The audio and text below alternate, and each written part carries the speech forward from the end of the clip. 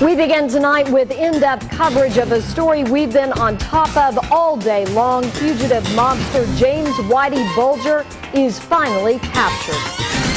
We have captured one of the FBI's 10 most wanted fugitives, a man notorious in Boston and around the world.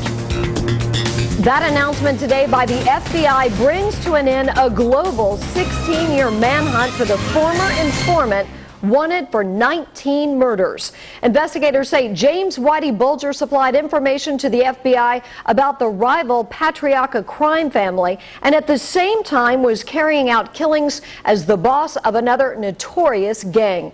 Bulger fled in 1995 after he was tipped off by former FBI agent John Connolly Jr. that he was about to be indicted. He became one of the FBI's most wanted fugitives, right up there with Osama bin Laden. Alleged sightings were reported across the U.S. as well as Europe, but investigators never confirmed whether it was actually him or a look-alike. Finally, last night, after 16 years on the run, the 81-year-old Bulger and his longtime girlfriend, Catherine Gregg, were arrested, tracked down at a Santa Monica apartment building. And as we speak, Bulger and Gregg are about to make their very first appearance before a federal judge in California. We have in-depth coverage tonight. Eyewitness News reporter Sean Daly is standing by with a look at Bulger's ties to organized crime in Rhode Island. But we begin tonight with Target 12 investigator Tim White with the developing details on the fugitive's stunning arrest. Yeah, Susan, as you said, Bulger is scheduled to go before a federal judge in Los Angeles. The international manhunt ended with the couple found hiding in plain sight. A manager at the California apartments where the arrest went down is telling the Associated Press the pair lived there for 15 years.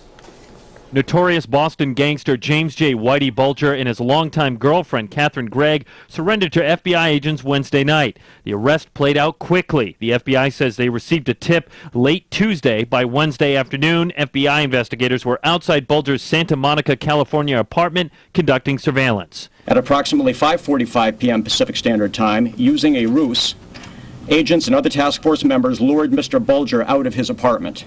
Agents determined that the individual was, in fact, Mr. Bulger. Officials would not elaborate on the ruse. The tip called in after the FBI launched an ad campaign this week targeting Gregg.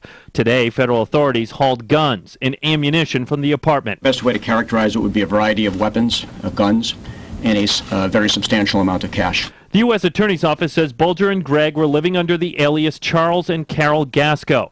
Officials wouldn't say how long they believe the pair lived in Santa Monica, but reports from California say neighbors have seen them around for years. Did he ever say anything? Was he friendly? Not particularly. The 81-year-old Bulger appeared to be in poor health when he was arrested, sources tell Target 12. The Bulger case has been an embarrassing one for the FBI. He fled Boston in 1994 after being tipped off by an FBI agent that an indictment was coming down.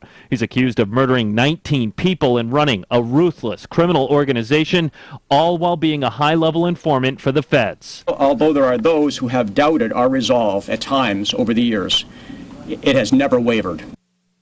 Authorities expect Bulger to be returned to Boston within 2 days. He will appear at federal court in South Boston. That's the same neighborhood where investigators say Bulger's reign of terror lasted for decades. Live with the Target 12 investigators, Tim White, Eyewitness News.